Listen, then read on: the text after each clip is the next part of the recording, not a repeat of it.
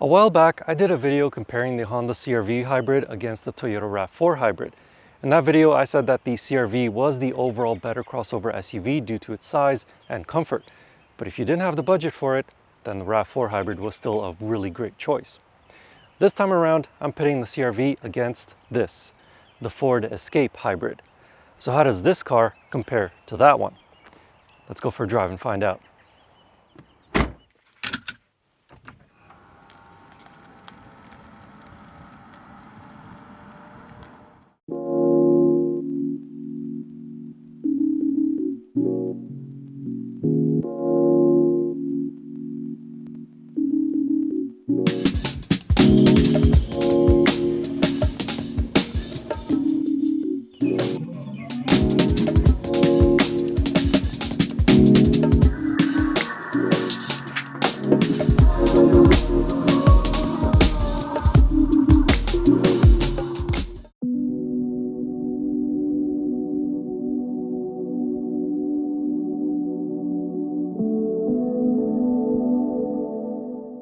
Starting first in the Ford Escape hybrid, the most important thing about these cars is of course the fuel economy.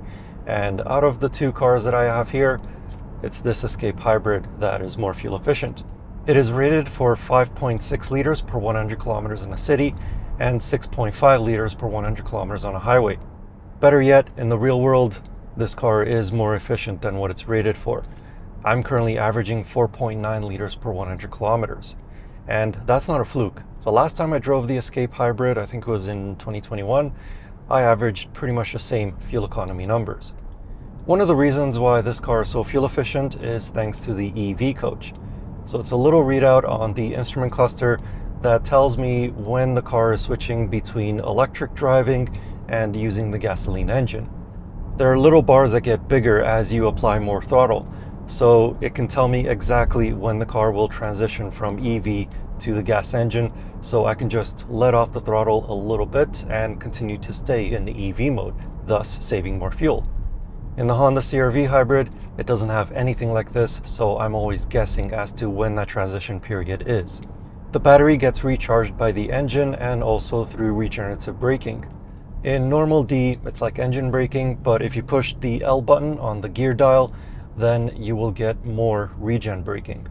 Also, the car is smart enough to know that whenever you're going downhill in regular D mode without having to press the L on the gear dial, then it will apply more regen braking so that you don't need to put your foot on the brake quite as often.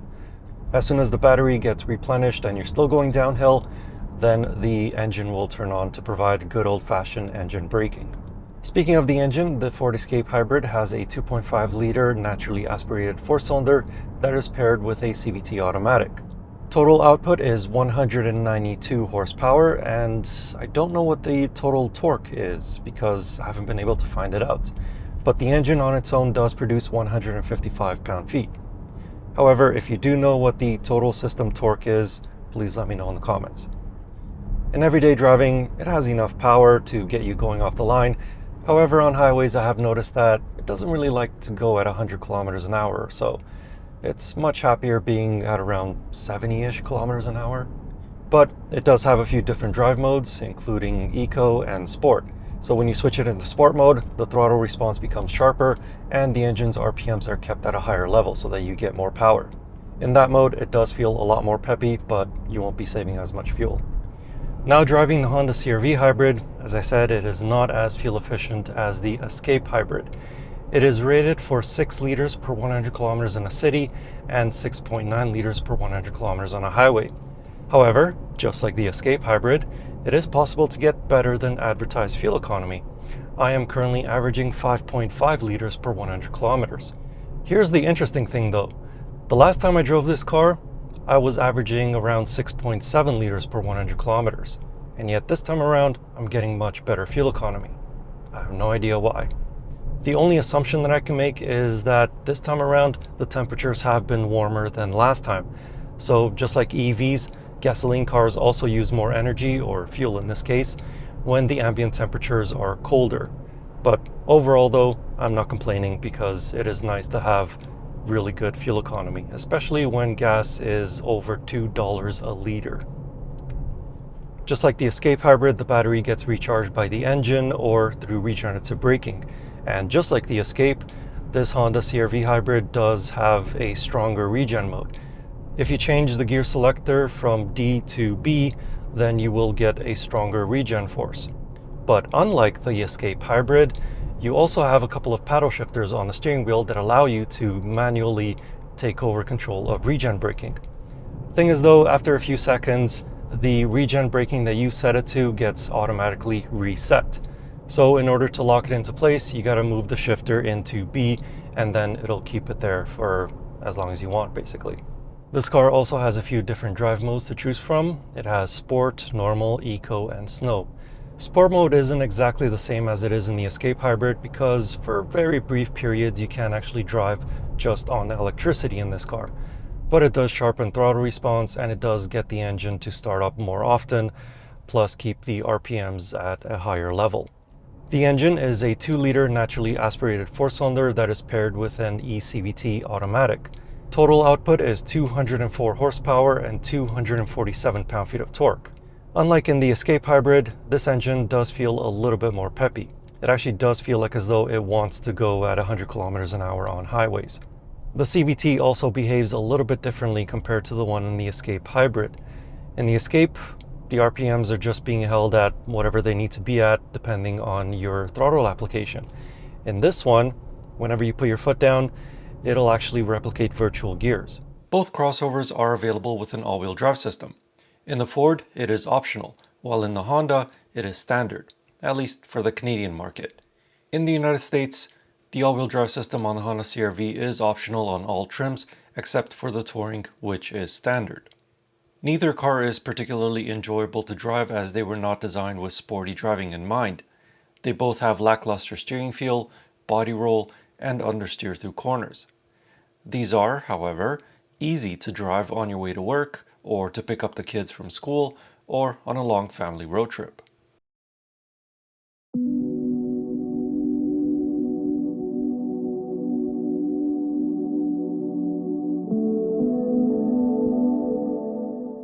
In day-to-day driving, the Honda CR-V Hybrid is more comfortable than the Ford Escape Hybrid. The suspension feels a little bit more plush than the suspension in the Escape. The cabin is quieter, particularly on highways. There's less road noise from the tires intruding into the CR-V compared to the Escape. And the Escape actually has all-season tires, whereas this CR-V still has winter tires. Winter tires are generally louder than all-season tires. However, when you are going up a steep hill, and I do mean a very steep hill, and the engine needs to work really hard, it's much more noticeable in this CR-V than it is in the Escape. And finally, I do find the seats in this Honda CR-V to be more comfortable than the seats in the Ford Escape. The biggest problem that I have is that the bottom cushion in the Escape is just too firm for me. But that's just for me. It might be different for you, so make sure that you do sit in both of these cars if you are comparing them for yourself. In the Ford Escape, it does receive a major update to the interior, and that is the 13.2-inch touchscreen. It displays the Sync 4 infotainment system, and the graphics look really crisp and clear. The menu structure is really simple and straightforward. I haven't had any issues in navigating around this infotainment system, and of course it does support wireless Apple CarPlay and wireless Android Auto. The thing that I don't like about this infotainment system and the larger screen is that it now incorporates the climate controls. They used to be individual physical buttons underneath the air vents, but now they're all integrated into the touchscreen. If you've seen any of my previous videos, then you know that I am not a fan of this. I much prefer physical controls. The only physical controls that you now have is an engine start-stop, a volume knob, and one large button with, I'm assuming, capacitive touch so that it knows exactly which part of the button you're pressing, and that controls the 360 cameras or the automated parking, the front defroster, and the drive modes. Now, as I said, I'm not a fan of having the climate controls built into the infotainment system because when you're driving and you need to change something, it's a bit more distracting because it shifts your focus away from the road ahead and onto the screen to make sure that you're actually touching the function that you wanted. Whereas if it was physical controls, you can quickly and easily feel your way and know exactly which button you're pressing. But apart from that, the rest of the interior remains pretty much the same as when this car was updated for this current generation. So steering wheel is the same, the center console looks pretty much the same, the door controls are the same. It's just nice and familiar. The materials are pretty okay. On the top portion, they're soft plastic, but of course on the bottom portion, it's hard, scratchy plastic. It does need to be like that in case you bonk your feet against the hard plastic. It needs to be strong and durable. And as I said while driving, I really don't like the bottom cushion of these seats. It just feels a bit too firm for me. Interior space is pretty much the same as in the Honda CR-V. Plenty of leg space, plenty of headroom, and I can easily and clearly see over the hood, out the side, and even out the back. Now, let's go check out the back seats. Now, sitting in the back of the Honda CR-V, on paper, both of these cars are supposed to have very similar amounts of space in these back seats. However, in reality, it just feels like as though the CR-V has a tiny bit more space. So behind my tall 6'4" driving position, I have plenty of leg space, plenty of space for my feet, and also plenty of headroom. In the Ford Escape, it's a pretty similar story, although it does feel like as though my knees are closer to the back of the front seat in, again, my above average height of 6'4". Back in this CR-V, the back seats do recline, and they recline by quite a lot. That's quite the recline angle. The floor is pretty much flat, so if you are sitting in the middle, you don't need to spread your legs. There's 2 USB ports. The outboard seats are heated on this particular demo vehicle, and the doors open at almost 90 degrees, making it easier to get in and out or to just load stuff from the side. However, as you can tell, it is quite dark back here. Black leather, tinted windows, black roof liner, and no panoramic sunroof like you do get in the Escape. Behind the seats, the Honda CR-V's larger size equates to more cargo volume. It has just over 1,000 liters of cargo space, while the Escape Hybrid has just under 1,000 liters. With the 60-40 split rear seats folded, the CR-V Hybrid has 2,030 liters, while the Escape Hybrid has 1,722 liters. The Escape Hybrid has a spare wheel under the trunk floor, while the CR-V Hybrid only comes with a tire repair kit.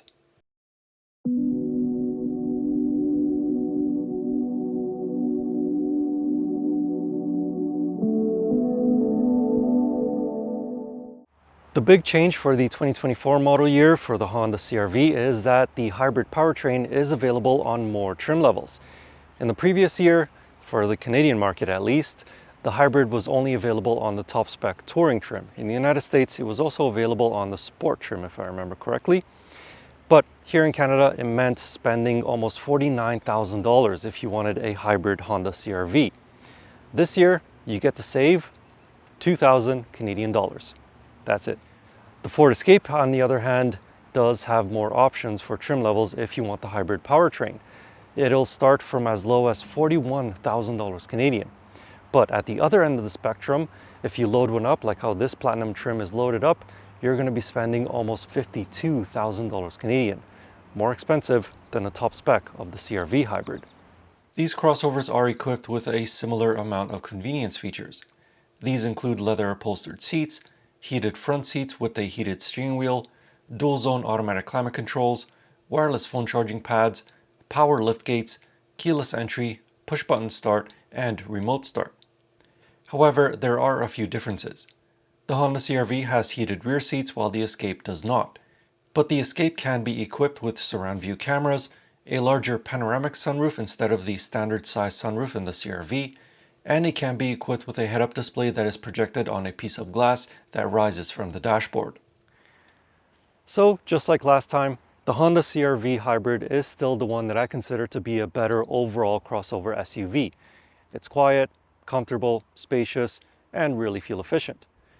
But just like last time, it is still very expensive, even with the addition of the EXL hybrid trim. And yet, the Ford Escape Hybrid, Toyota RAV4 Hybrid, Hyundai Tucson Hybrid, and Kia Sportage Hybrid have all starting prices that are far less expensive than this one. So if you just want a hybrid crossover SUV without any of the garnish, this or one of the other ones that I mentioned are still your better bets. In the meantime, if you would like to know more about either of these two cars, I have a written review with a few more details about them over on my website.